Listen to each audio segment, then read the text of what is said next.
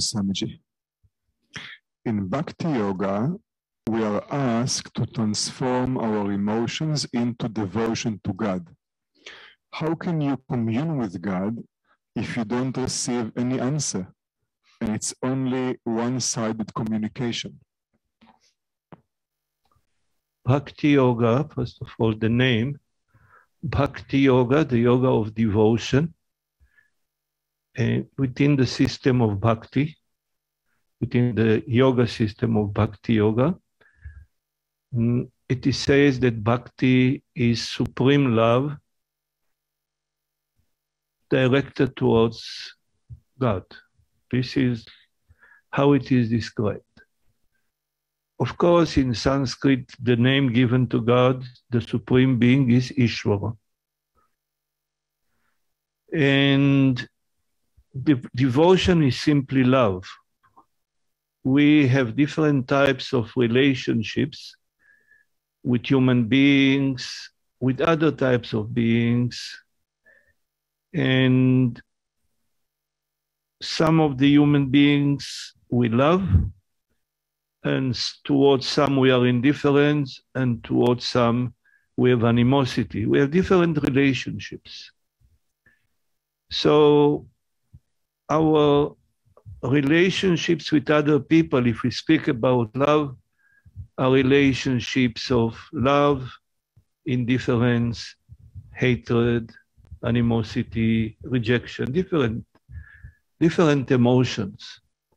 However, amongst all the emotion, within the heart of human beings, love is supreme. Somehow, every person that experiences love would like to repeat this experience and to enhance it. In other words, love is somehow related with happiness. So human beings would like to experience love and to grow in love, to go deeper in love, to experience a happiness which is greater and greater. Initially, the way of how we experience love is in relation to other people.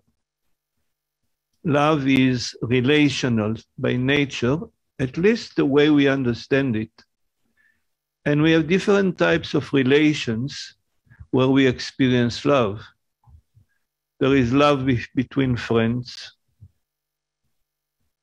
There is love between students and teachers, between servants and masters. So many types of love are there. There is love between parents and child. There is love between men and women. Different types of love, different types of relationship, but the common ground, the common factor is love. And even a child that does not understand much intellectually understands what is love. The child grows through the love that he receives from his mother, from his father, from the parents. So the child grows through love. The child experiences love. Maybe those of us which are less fortunate had some complicated relationships with our parents. Nevertheless, we can say that most of the people on planet Earth had to some degree the experience of love. And most of the people desire it because love is happiness. Everyone would like to be happy. And love can grow. Love can get deeper. Love can be experienced in different types of relationships and so on. Also, we can experience love, I mentioned it already, when we serve others. When we serve others, sooner or later we are going to experience love. That type of love is going to grow and grow and grow until it's a love that embraces all humanity. In the beginning, we love individuals, and this is a good way to start, but love that is growing expands and expands and expands. Eventually, it embraces all humanity. So that yoga where we learn to love our fellow beings is called karma yoga. It purifies the heart. So from the heart, like a fountain, love is going to emerge. Love springs from the heart like water emerges from a fountain, or like water emerges from a spring. And what emerges from the heart is love.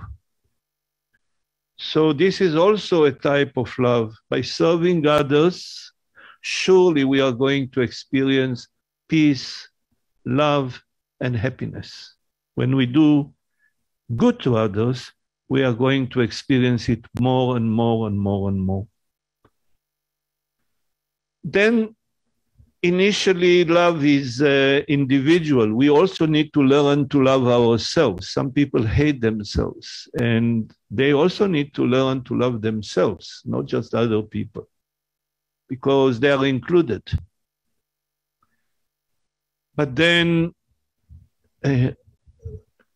creation, reality is much bigger than humanity. We cannot say it is sufficient to love human beings. It's difficult to love human beings, yes, but it's not sufficient.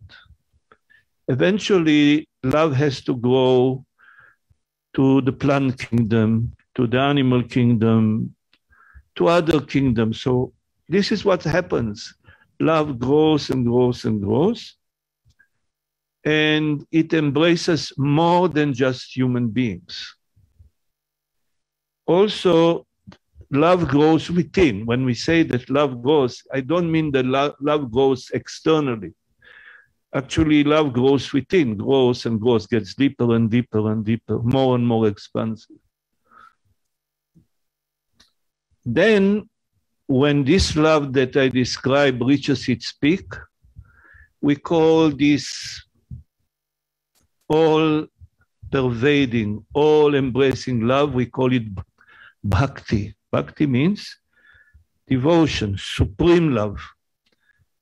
And supreme love that is directed towards Ishvara or God. Now, the question here was, how can I love God if I don't know God, if I don't even know whether God exists or God does not exist?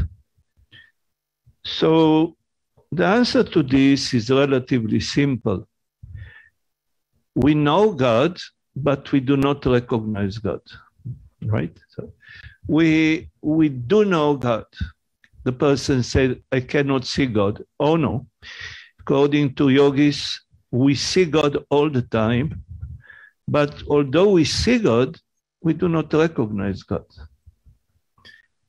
So one of the teachers that taught here Vedanta said that God is a fact that needs yet to be recognized. So we say, actually, we are like a fish that swims in the water of the ocean. And the fish says, I heard about water, but I don't believe in water because I never saw water. What is water? Where is water? Then another fish told him, you are surrounded by water, you are full of water, you are water, and water is the foundation of your very existence because you are in the ocean. So eventually the other fish that did not believe in water recognized it. So here is the same. When love is big enough, karma yoga becomes bhakti yoga. Karma yoga, the yoga of selfless service towards our fellow being, grows into the yoga of love, the yoga of devotion. Now, in our teaching, we say that all the physical body, if you take all the physical body within creation, within the multiverse, all the physical bodies, and you take them as one body, as one organism, this is the physical body of Ishvara, or the physical body of God. The physical body of God is described in the 11th chapter of the Bhagavad Gita. Now, Arjuna actually saw everything within creation in one body, like one organism. And this was the body of Ishvara, the body of God. He actually saw it. He had the fortune to see it. He was not ready to see it because he perceived himself to be separate from that gigantic body that included all creation, all the beings in creation, everything in one. He was not ready. Why? Because he perceived himself to be separate from it. Therefore, he experienced fear. He was not ready yet for that mighty vision.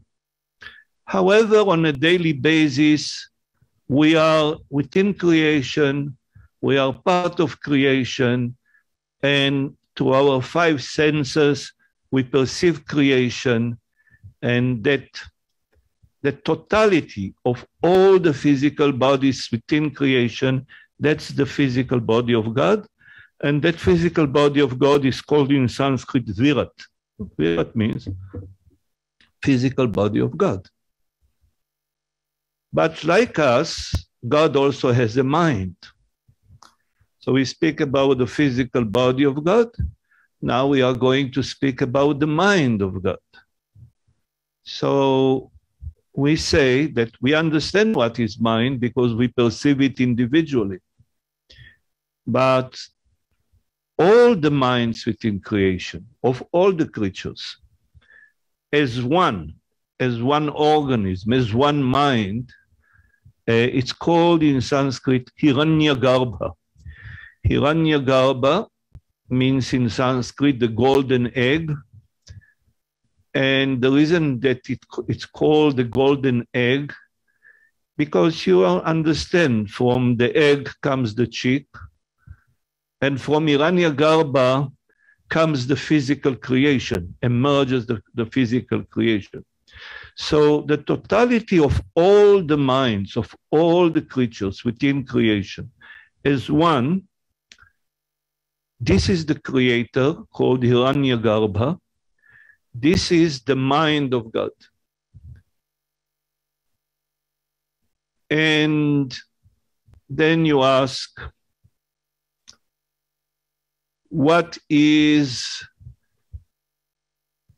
the causal body of God? So now we understand better. The all-pervading, all-comprehensive causal body of everything within creation, out of which all the minds within creation emerged. This is the causal body of God, and out of this causal body, everything emerged. First, the mind and the senses universally, and then from the mind and the senses manifested all the physical bodies within creation, including creation itself. And then, what is the self of God?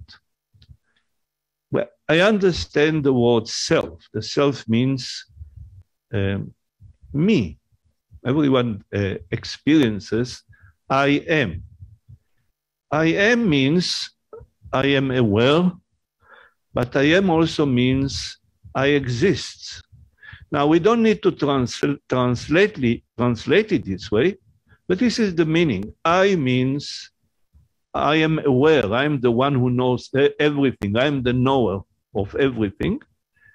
But I'm also the one that exists. So that I, which is called by us the ego.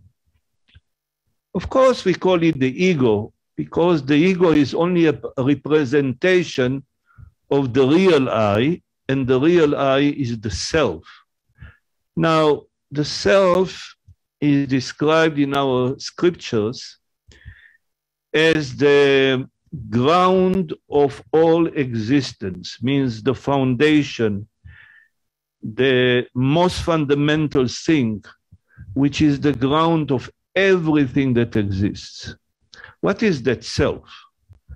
We say that that self is pure consciousness, but not local pure consciousness, all-pervading pure consciousness. If you take the example of space, if you think about it, that everything exists within space, you think about consciousness. There is an all-pervading pure consciousness that pervades the whole creation and transcends creation, and that consciousness is what we call the Atman, or self. The self is all-pervading pure consciousness.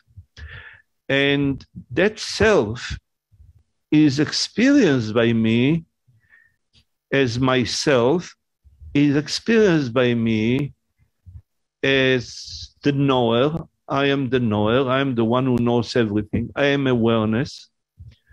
But it's experienced as something local.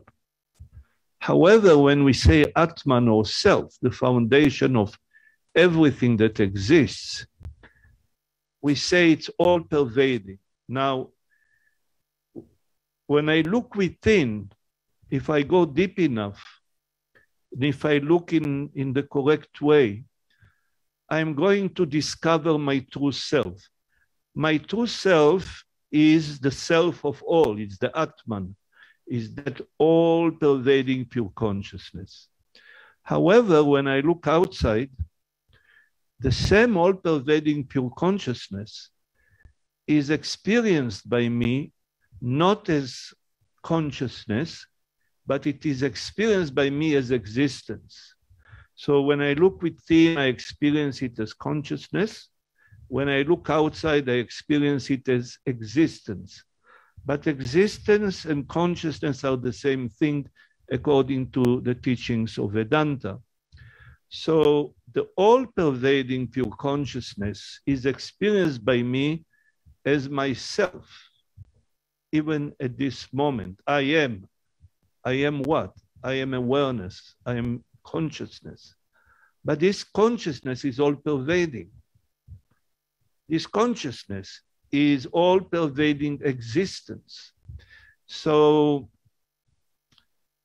I can discover my true self by going within, by meditating. But when I open my eyes, I see all the others as different from myself. I don't see all the others as my own self. I see all the others as separate beings. However, the idea that myself and others are different entities is an illusory idea. It's an idea that we need to rectify by receiving the right type of knowledge. It's a type of illusion. Actually, the whole existence, the whole creation is the self. And the self knows everything all the time, is consciousness. The self is eternal existence and all-pervading. But now we come to the best part. The self is all-pervading joy or happiness, or in the language of Bhakti Yoga, love. The self is all-pervading love. The whole creation is nothing but love. The whole creation is nothing but existence. The whole creation is nothing but consciousness. This is the self. and the self is God according to our teachings. But the self is not a God that is separate from us. The self is a God that is not different from us. We are not separate from God, and God is not separate from us. Therefore, we study in scriptures like the Upanishads that I am in you and you are in me. I am he. I am he in Sanskrit, Soham. I am that ultimate reality, absolute reality. And that reality manifesting the creation, the physical creation, the mental creation, the causal creation, of which I am a part. That reality, with all the manifestation, is what we call God. So to love God means to love all. And to love all means also to love myself, because I'm not separate or different from all. Now, of course, we can look upon God in abstract ways, but in all the scriptures, it is said that there are two ways to look at God. One way is called, you can look at God in a personal way. To look at God in a personal way means you look at God as a person. So if you think about it, the whole creation is a person.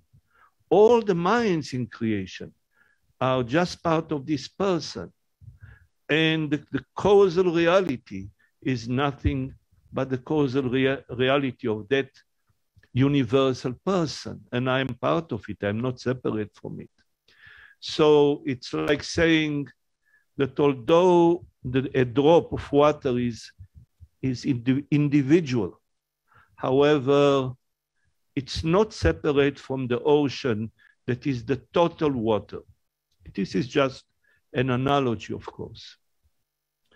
So there are two ways to approach God. One way is as a person. Now, this is not just our imagination. In our scriptures, it is said, God is also a person.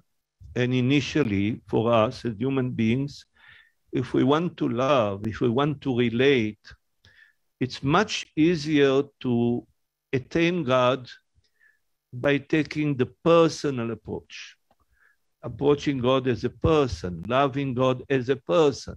Now, maybe God is too big for us. Then, believe it or not, God can manifest to us as a person in the same manner that Ishvara manifested to Arjuna as Krishna. But when Arjuna asked Krishna, show me your real form, Lord Krishna told Arjuna, you are not going to be able to see my real form with these two physical eyes. I have to give you the divine eye with which you can look beyond the illusion and see me as I truly am. And Lord Krishna blessed Arjuna with that divine eye.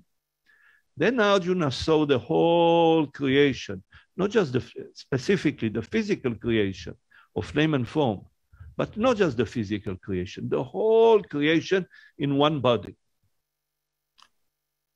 And he was terrified. Arjuna was the most courageous person in the world.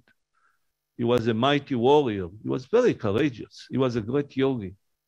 But when he saw the cosmic form, when he saw the totality of everything as a person, he was terrified.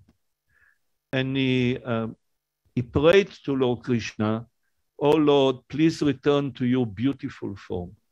Because for Arjuna, that total form was terrifying. Why? Because Arjuna perceived himself as separate from Ishvara or as separate from God.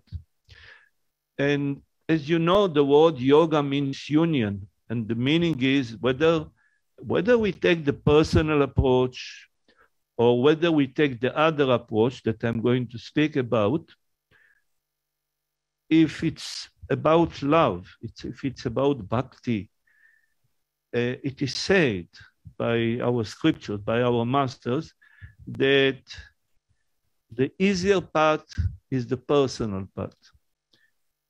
Much easier, it is much easier to love a person. The person can be small or the person can be the whole creation. But to love a person, it's easier. The personal relationship, it's an easier path. However, there is another path. The other path is called the impersonal relationship with absolute reality, because God is absolute reality. But we can have a personal relationship with God. But ultimately, the higher relationship, or we can say the highest relationship, is the impersonal relationship. In the impersonal relationship, we do not see ourselves as separate from our beloved. We are non-separate. And because we are non-separate, we can experience ultimate love. Why? Because separation is accompanied by fear. And whenever there is fear, we cannot experience love in its purity and in its totality. So when our love towards human beings and towards our fellow creatures reaches a certain peak, we are ready for Bhakti Yoga, for the yoga of devotion, for the yoga of love. The yoga of love is the natural evolution of Karma Yoga. And we need to understand that there is the ordinary vision and there is the yogic vision. Actually, reality is richer, vaster, we can say extraordinary, but we cannot see it. We see it through a fog. We see it through an illusion. But as we practice yoga, and specifically Karma Yoga, slowly, slowly, as our mind and heart are being purified, we receive the yogic vision. The yogic vision is not like the vision of Arjuna when he saw the totality of God, but still, it's a better vision. And so at the peak of Karma Yoga, our heart explodes and we experience the divine love, Prem. And the name given in Sanskrit is Vishva Prem, total love that is divine. That is divine means that if we take the highest experience of love that a human being can experience on planet Earth, divine love, the total divine love is infinitely superior, infinitely. And this is bhakti. Now, bhakti has many, many levels. At the highest level, the lover does not see himself or herself separate from the beloved. It becomes like a drop of water that united with the ocean. Now, that drop of water is actually a drop of love, a drop of supreme happiness. The ocean is the totality of love, the totality of happiness. And there is a point where the drop of water unites with the ocean.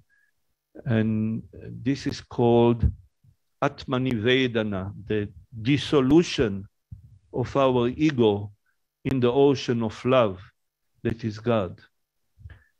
So we live in God. We constantly experience God. Swami Shivananda writes in a chapter about God in Bliss Divine that God is closer to us than our jugular vein. Very, very close. We constantly experience God as our own self. We constantly experience God as our own existence. We constantly experience God as our own consciousness. We constantly experience God as the creation that we perceive through our five senses, as our intelligence, as the thoughts, as the emotions, everything, beautiful and ugly, the whole totality, because we are knowers, we are beings of consciousness, we are aware constantly. So that consciousness is God. We constantly experience God. We are in it. Like the fish that I mentioned in the water. Now, like any other yoga, Bhakti Yoga has its own method.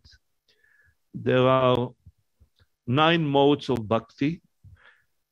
It's like 9 practices that develop Bhakti, that develop the total love, that develop the experience of the total love. There are 9 modes of Bhakti. And then since love is about relationship, and the experience of love in different forms of relationship, there are 5 bhavas. There are 5 emotions that are related to that total love, because it has to do with relationship. Even when we speak about God, love comes as relationship to God, as a friend, as a servant, as a child. Like we say, there is a relationship between parents and child. As a lover, so many relationships are there. So these are called the 5 bhavas, the 5 devotional feelings that we feel as we cross the ocean of love. I have to say that Bhakti, to be honest, is beyond our comprehension, because we do have knowledge of love.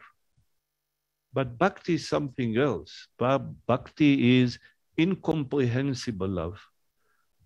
It is a love that cancels the difference between the lover and the beloved. It is a love which is oceanic. It's like an ocean. And we are not separate from this ocean. So it's like this. So I think I answered the question.